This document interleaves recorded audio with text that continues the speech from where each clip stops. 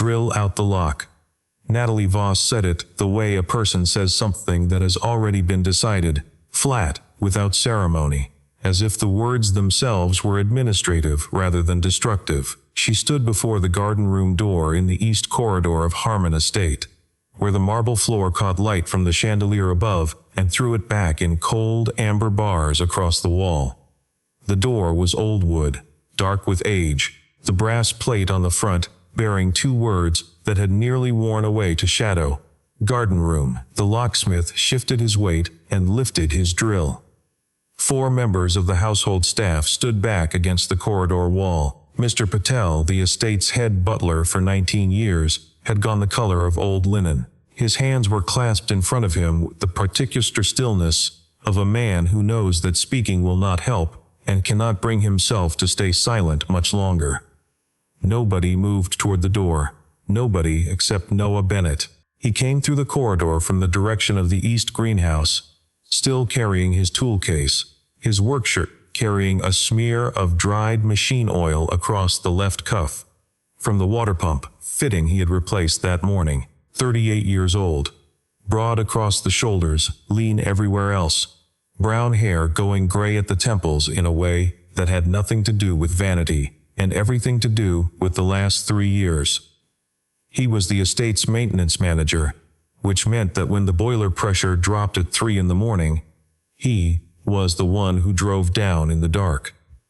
When the West Wing's heating system began losing pressure in the first cold snap of November, he was the one who found the pinhole in the copper line behind the old plaster wall, the one nobody else had thought to look behind. He had been at Harmon Estate for 7 years, and he knew the place the way a person knows a language they learned not from a textbook, but from living inside it. In Natalie's eyes, he was a man in a work uniform who had wandered into the wrong part of the house. "Stop," Noah said. The locksmith's drill hand went still. Natalie turned. Her blue eyes were pale and cool under the chandelier, and her expression registered his presence the way a person registers an inconvenience. Not anger, not surprise, just mild displeasure at a thing that was taking too long to resolve itself. "Excuse me," she said. Her voice had the quality of someone who had learned very early that a question could carry the same weight as a command, if you pitched it correctly. "That door doesn't get drilled." She looked at him for a moment, with the patience of someone deciding how much of their attention to spend. "You repair water pumps, Mr. Bennett," she said. "You don't manage the Harmon family's history." Patel stepped forward half a pace, his voice careful. "Miss Voss, this is Mrs. Margaret's room. Mr. Harmon has never given permission to."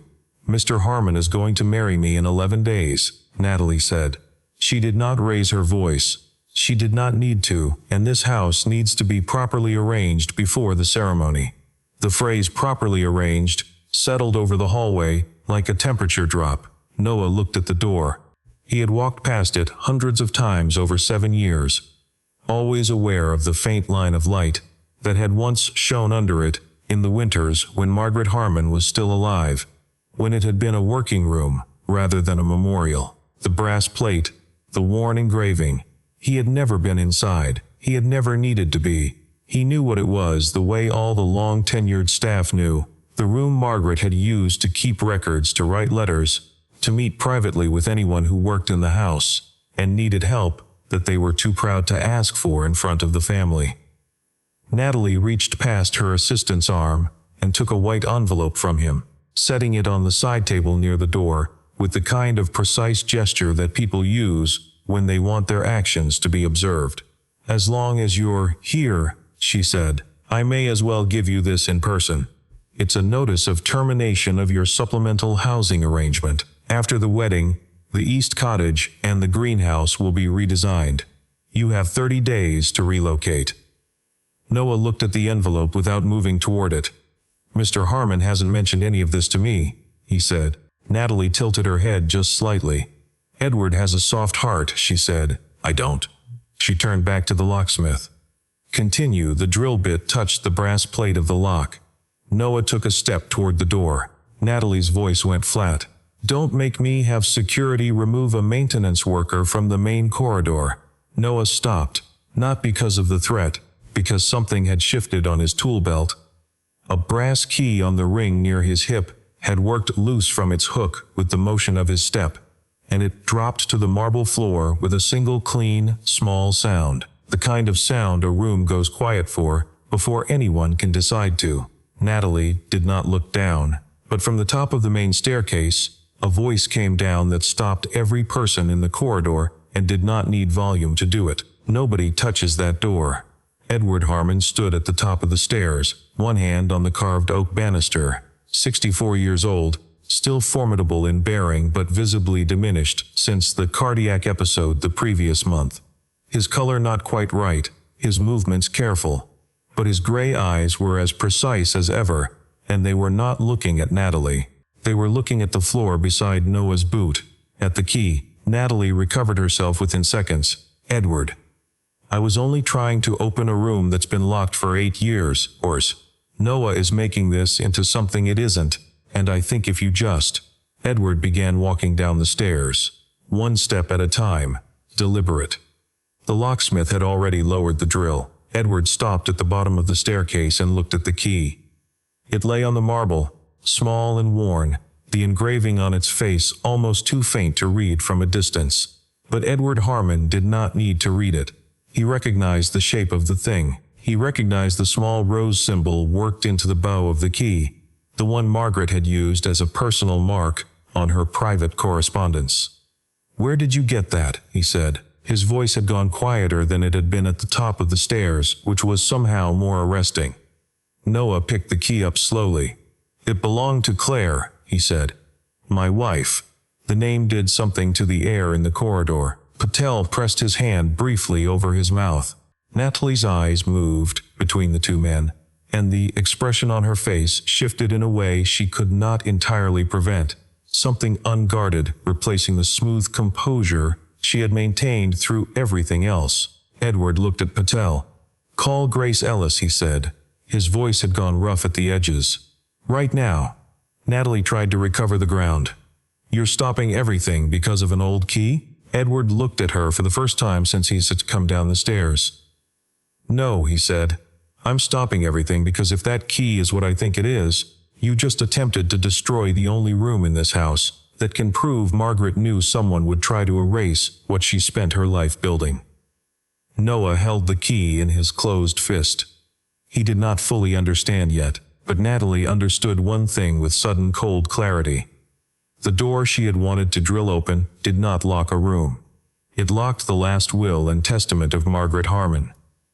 Noah Bennett had come to Harmon Estate 7 years ago, 2 weeks after his daughter's 3rd birthday, with a resume he had rebuilt from scratch after Claire's salary had been the one keeping their health insurance active. He had not told Edward Harmon about Claire during the interview. He had not mentioned the hospital, the months of waiting, the particular silence that settles into a house when the person who used to fill it is gone, and the furniture has not yet stopped expecting them. He had answered the maintenance manager questions straightforwardly, listed his qualifications, and gotten the position. The East Cottage came with the job, included in the contract Edward had signed without making a show of it, which was the kind of gesture Noah had appreciated precisely because it did not require gratitude.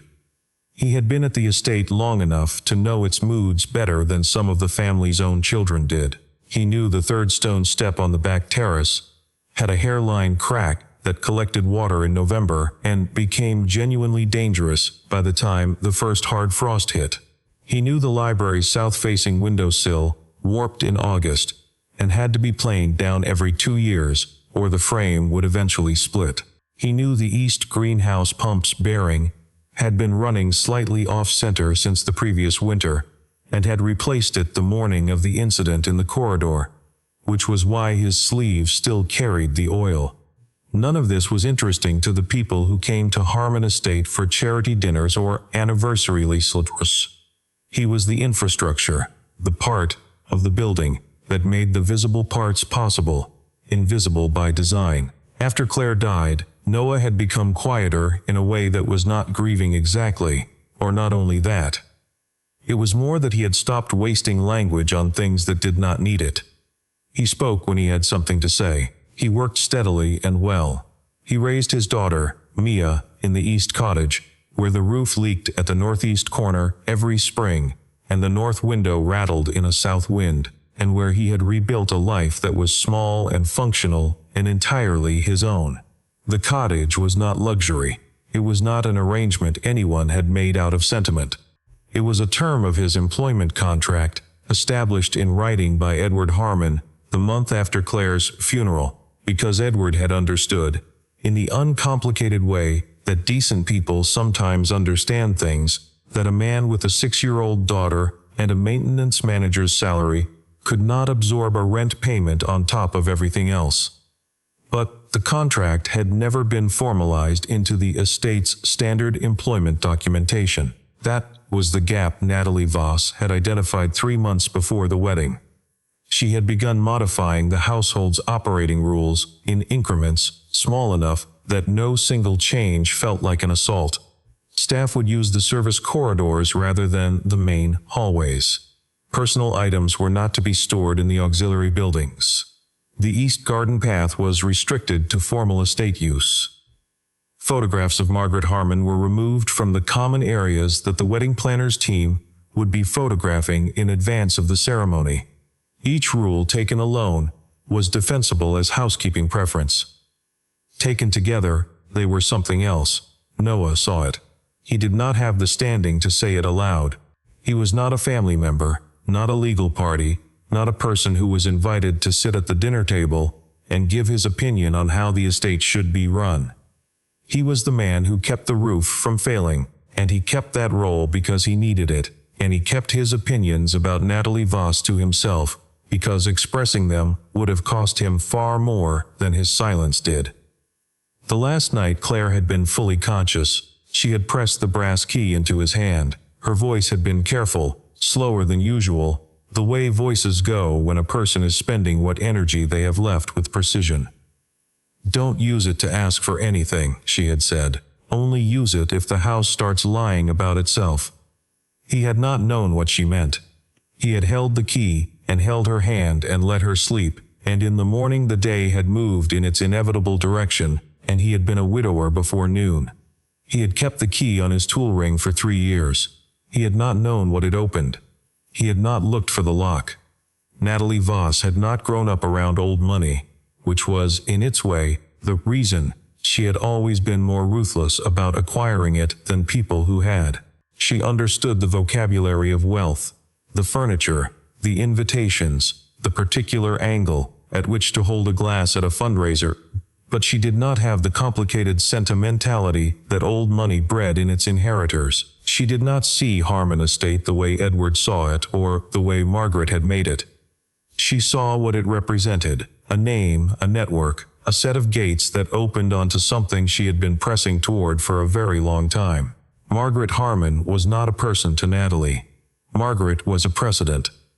A woman whose preferences had apparently been encoded into the operation of the estate in ways that Natalie had not yet been permitted to examine, and whose memory the household staff treated with a reverence that Natalie found operationally inconvenient.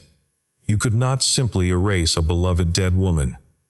Society's upper tier did not forgive that kind of clumsiness, but you could manage the narrative. You could redirect the focus. You could gradually shift the center of gravity of a house away from one person's legacy and toward another's vision, doing it slowly enough that each individual step looked like reasonable modernization. The garden room was the one structural threat to that project. Natalie had learned about it through Damien, her older brother, who had spent 18 months cultivating a relationship with the estate's property management division without ever being introduced to Grace Ellis. Damien was 42 and had built a career on identifying underutilized assets that other people's sentiment had left dormant. The east wing of Harmon Estate, the cottage, the greenhouse, the service path, the old garden plots, was, in his professional assessment, worth redesigning into an exclusive retreat for the investment partners he was already courting.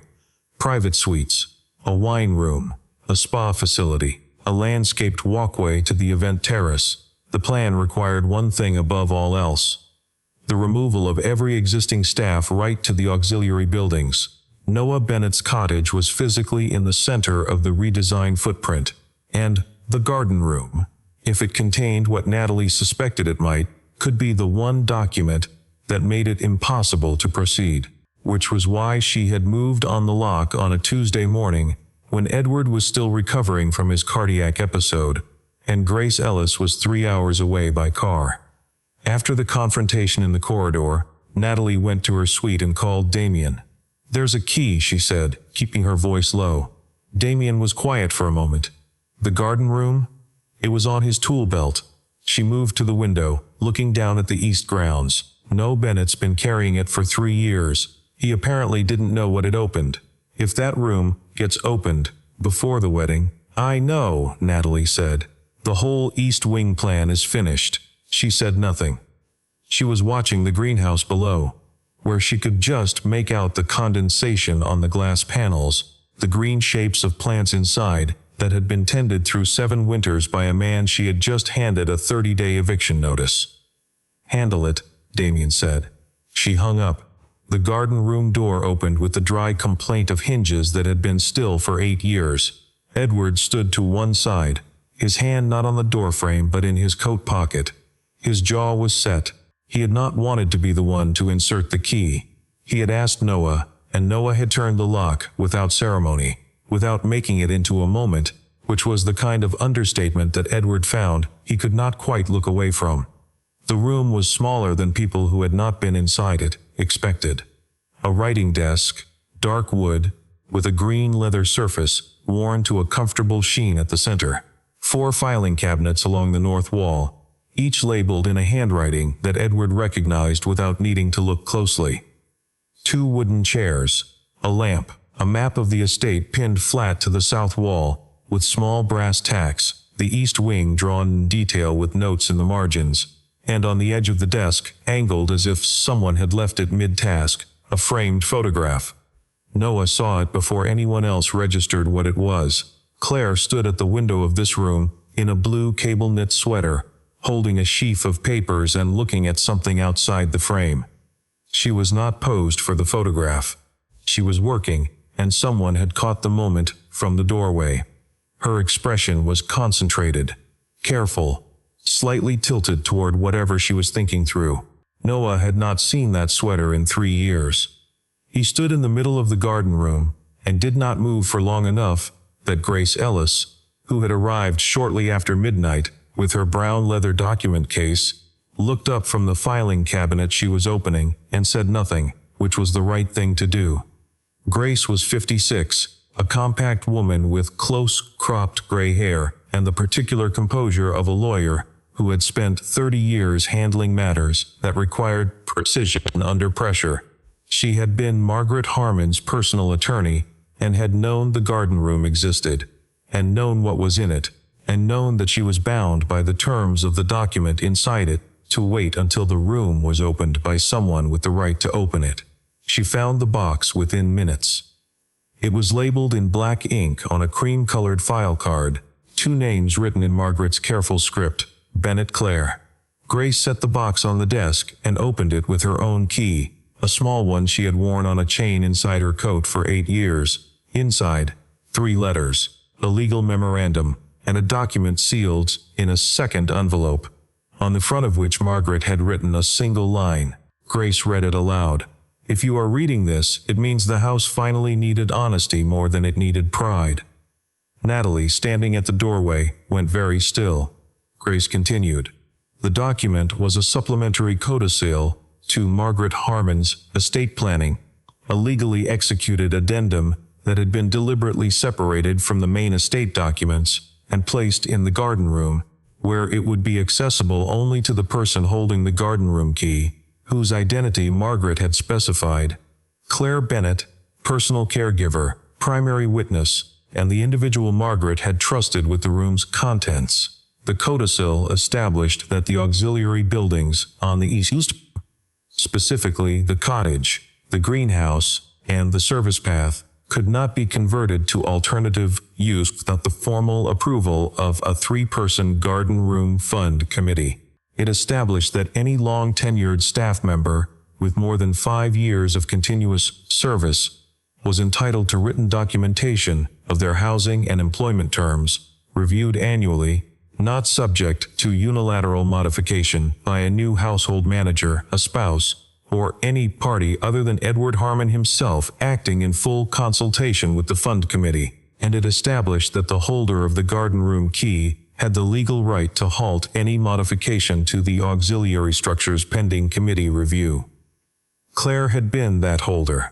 In her absence, the right transferred to her surviving spouse, to Noah. Grace closed the document, set it on the desk, and looked at the room.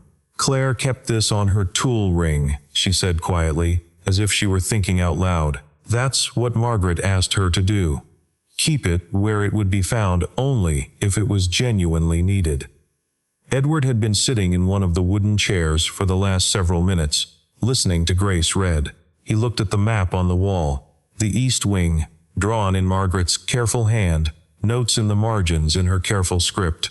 He had not been in this room in 8 years, and it still smelled faintly like the soap she had preferred, or perhaps he was only imagining that. He had known Margaret better than anyone alive, and he had still underestimated how far ahead she had thought. Noah stood near the photograph of Claire. He was angry in a way that had no clear target, which is the hardest kind of anger to hold. He had loved Claire for who she was. He had never needed her to be a hero in someone else's story.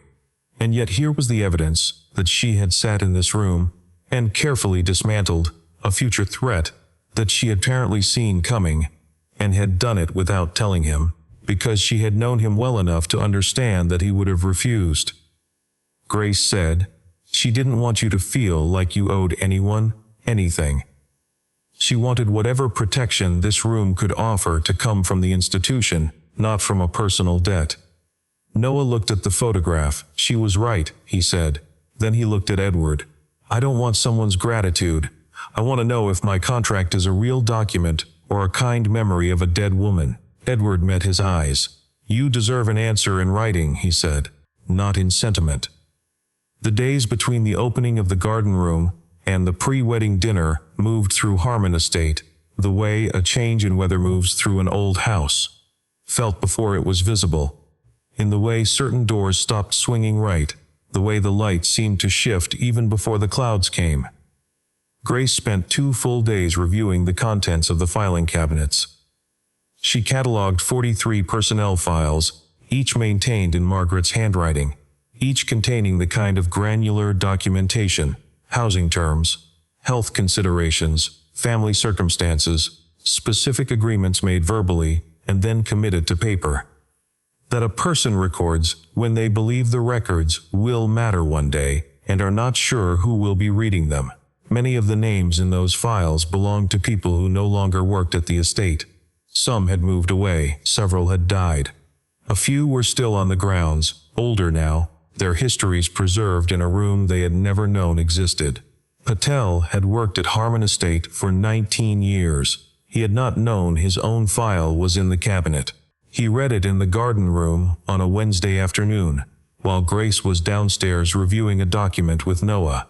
And when he came back down to the main hall, his eyes were slightly red, and nobody asked him why, and he did not explain. He simply made a pot of tea for the 4 of them, and set it on the table in the east sitting room, and sat down in the chair he always used, and the conversation resumed as if nothing had changed, though everything had. Grace discovered the second significant piece of information on the 3rd day, a chain of correspondence that demonstrated Natalie had been in contact with the estate's property management office for nearly 4 months before the incident in the corridor. The communications used her title as Edward's future wife as a basis for requesting preliminary documents, site surveys, zoning assessments, utility records for the East Wing. She had not shown these communications to Edward. She had shown them to Damien, and Damien had used them to begin drafting a development proposal for a private investment retreat, with a consulting fee already invoiced to the wedding planning company that Natalie had incorporated under a second name. It was not immediately criminal, but it was a lie in structure, which is a particular kind of deception.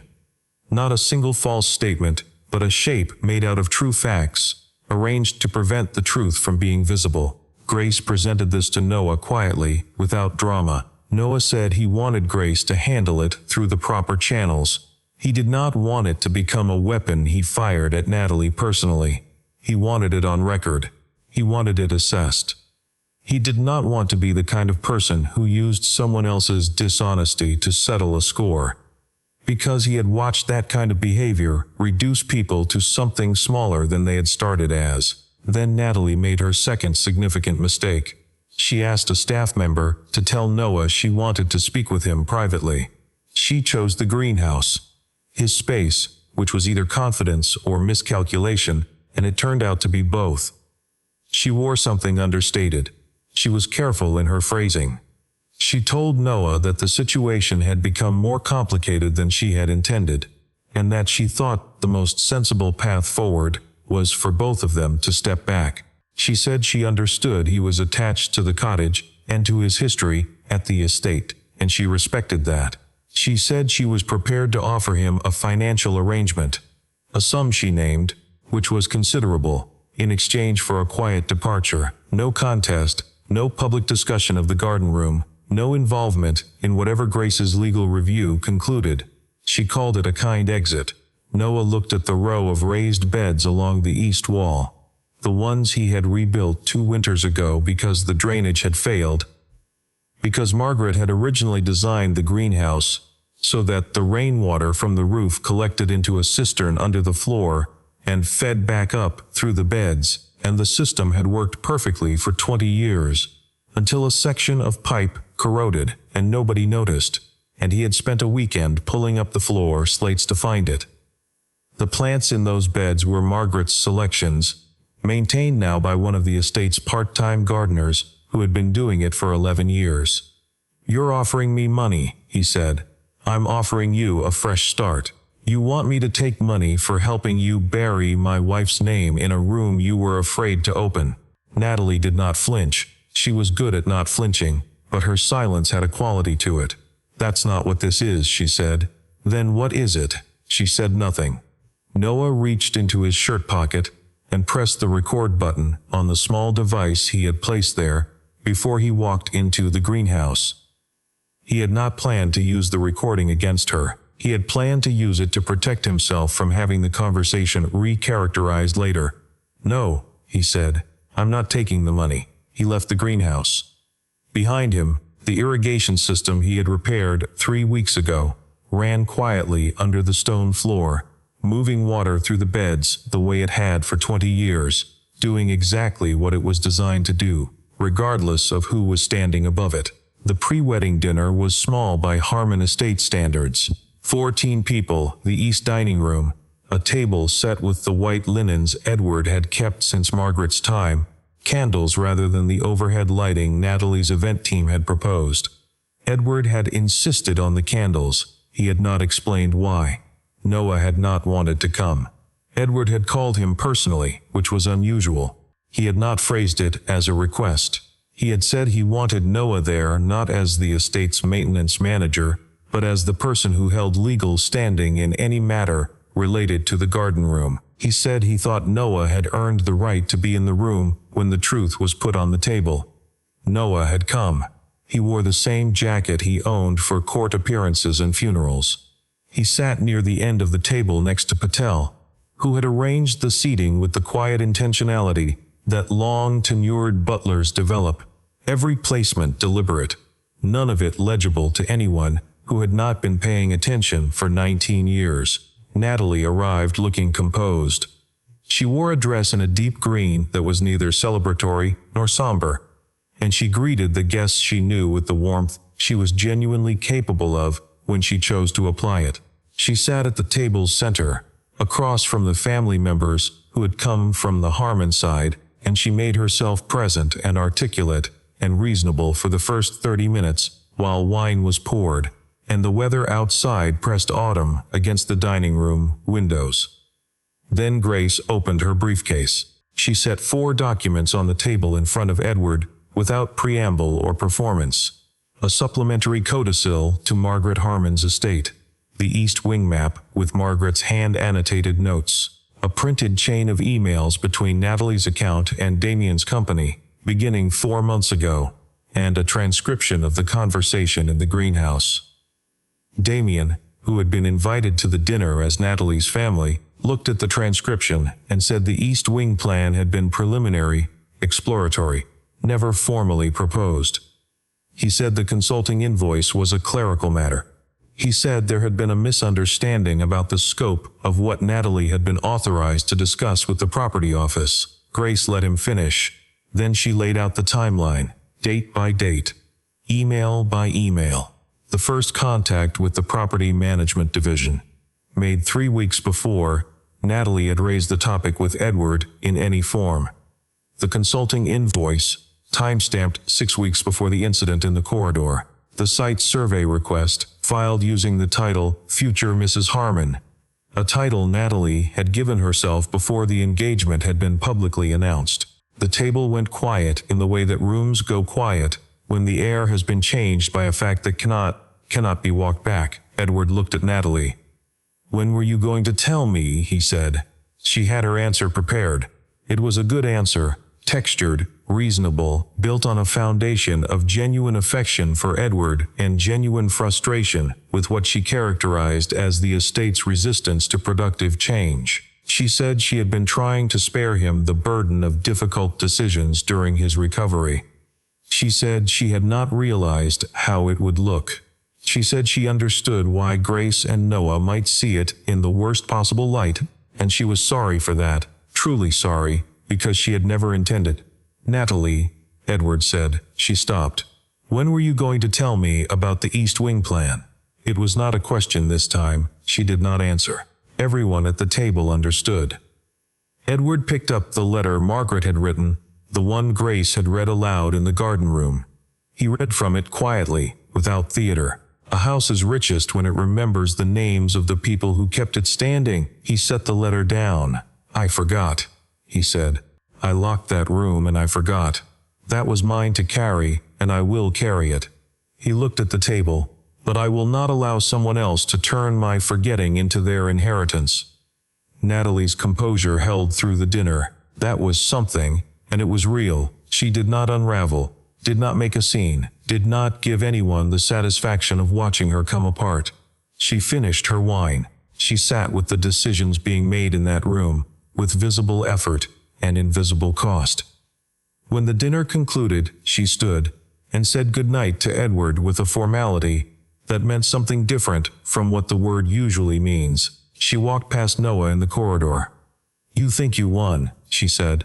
It was not quite an accusation. It was more like someone testing the shape of a loss they were still measuring. "No," Noah said. "I think the house just stopped losing." She moved down the corridor without responding.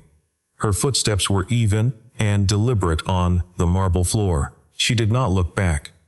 The wedding day arrived, and the house was dressed for it. White arrangements on the staircase banisters, cut flowers in the entrance hall, music coming from the string quartet. Edward had booked 2 months before anything in the house had changed.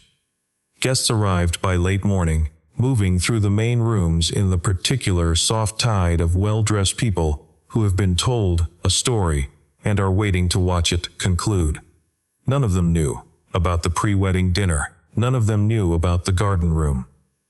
Edward made his appearance in the main hall shortly before the ceremony was scheduled to begin, and stood at the center of the entrance foyer, where the light came down from the high windows in long, pale columns. He did not summon the crowd so much as the room's attention simply moved toward him, the way attention always moved toward Edward Harmon in a room. Not because of theater or volume, but because he was a man whose presence had weight. He was brief. He said the wedding would not take place today. He said there were matters concerning the estate's governance and the management of its assets that required resolution before any formal ceremony could appropriately proceed. He said he regretted the inconvenience to those who had traveled. He thanked them for coming. He did not elaborate. He did not name names. He did not explain the garden room, or the codicil, or the East Wing plan, or the greenhouse conversation. He did not perform the story for an audience. He simply stated what was true, that he was not ready to make permanent what had not yet been made right, and left the room. Later that afternoon, Grace Ellis filed the necessary legal documents. The modifications to the East Wing auxiliary buildings were formally suspended pending Garden Room Fund Committee review. Damien Voss's consulting arrangement with any Harmon Estate-affiliated entity was terminated. The wedding planning company's financial accounts were flagged for independent audit due to the transfer that had originated from Damien's company. Natalie left the estate with 2 suitcases and the composure she had maintained since the night before. She did not make a scene in the driveway. She did not shout. She walked to the car that Damien had sent, with a straight back and without looking at the East Wing, where the greenhouse glass wart caught the afternoon light and threw small rectangles of brightness across the garden path below. She was gone before the string quartet had finished packing their instruments. 6 months later, the garden room was no longer a room behind a locked door. It had been renovated, carefully, with attention to what it had been, into a working, administrative office for the Harmon Estate Staff Fund. The filing cabinets had been digitized, and the originals preserved in archival boxes. The writing desk was still there. The map of the East Wing was still on the south wall, reframed with a small brass card beneath it that identified the handwriting as Margaret Harmon's and the date as the last year of her life. The fund operated with 3 committee members, a rotating seat for a long-tenured staff representative, an annual audit, and a written charter that Grace had drafted over the course of 2 months. Every staff member with more than 5 years of continuous service had a formal employment document, housing terms, health provisions, termination conditions, all of it written down and kept in a place that was neither the owner's desk drawer nor someone's personal goodwill. Noah signed his contract as estate operations director 6 weeks after the wedding that did not happen. He had waited to sign because he had needed to be certain of one thing: that the position was being offered because the estate needed someone who could do the work, not because Edward Harmon felt guilty and was working through it in ways that cost Noah his independence. Edward had understood the distinction, which was why he had not pushed. He had simply had Grace prepare the document, set it on the desk in the garden room, and left it there until Noah was ready. The salary was stated clearly, without the ambiguity that characterized the previous arrangement. The cottage's terms were explicit, not a courtesy, not a supplemental benefit, but a formal housing provision, tied to the role and subject to its own written conditions. The operations director position came with a seat on the fund committee as a matter of course, because the person responsible for maintaining the physical estate had a stake in the conditions under which the people maintaining it lived. Noah had read every line before he signed. Patel brought coffee while he was reading. He set it down without comment and left the room, and the sound of his footsteps going back down the hall was quiet and satisfied. Edward changed in the way that people change when they stop expecting the change to be enough. He did not convert himself overnight into the husband Margaret had presumably hoped for. He had always been a man who understood his own limitations better than he liked to admit. But he stopped asking his staff what he wanted to hear, and started asking what he needed to know. He kept a photograph of Margaret in the garden room, not on the desk as a kind of relic, but on the bookshelf at eye level, where it was visible from the working chair, which meant it was in his line of sight whenever he was signing something, which had been her point about all of it.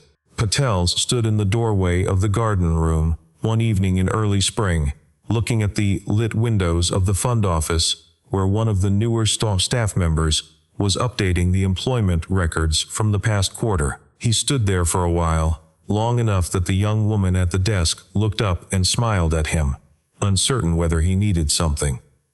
He shook his head slightly and moved on. Grace Ellis came back every quarter for the audit. After the second visit, she suggested to Noah that the garden room key should be displayed, framed perhaps, given what it represented. "It belongs on a key ring," Noah said. Grace considered this and said nothing, which was her way of agreeing. He still carried it on the same tool belt, on the same hook where it had spent 3 years. It was worn on the grip from the years of daily use, the engraving nearly gone, the rose mark on the bow still faintly there if you held it in the right light. On a Thursday morning in March, Noah walked the length of the main corridor. The long, marble-floored passage where Natalie Voss had told him not to make her call security, to remove a maintenance worker from the family's part of the house. He walked it at his regular pace, tool case in hand, heading toward the west boiler room, where one of the circulation pumps had begun running hot. He did not walk along the edge of the corridor. He did not defer to the center either.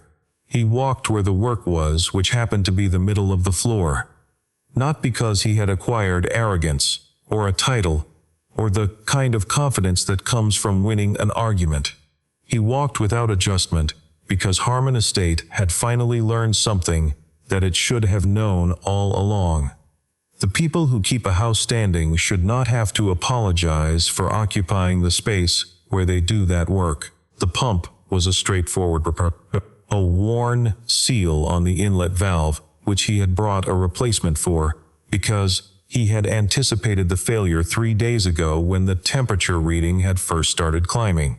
He replaced it in 40 minutes, primed the system, confirmed the pressure was reading correctly, and locked the utility room behind him.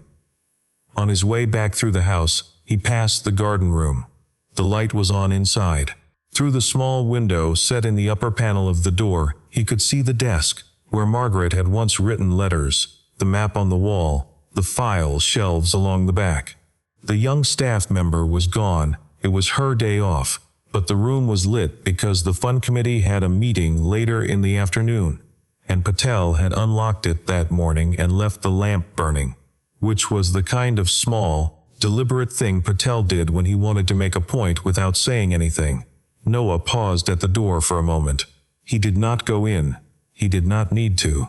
He put his hand briefly against the door frame, not on the wood itself, just at the edge, the way a person might rest a hand on a shoulder without applying weight, and then continued down the corridor toward the service exit and the east grounds where the greenhouse waited, its glass panels running with morning condensation, the plants inside carrying the accumulated care of years that nobody had fully counted. The key was on his belt. It had always been there. It would stay there, because a key is only valuable when it opens something. And what this one had opened was not a room, and not a will, and not the past. It was a question that every house built on other people's labor eventually has to answer, whether it is willing to remember the names of the ones who kept it standing, or it would prefer to act as if the standing had happened on its own. Harmon Estate had chosen to remember. That was not nothing. That was, in fact, everything.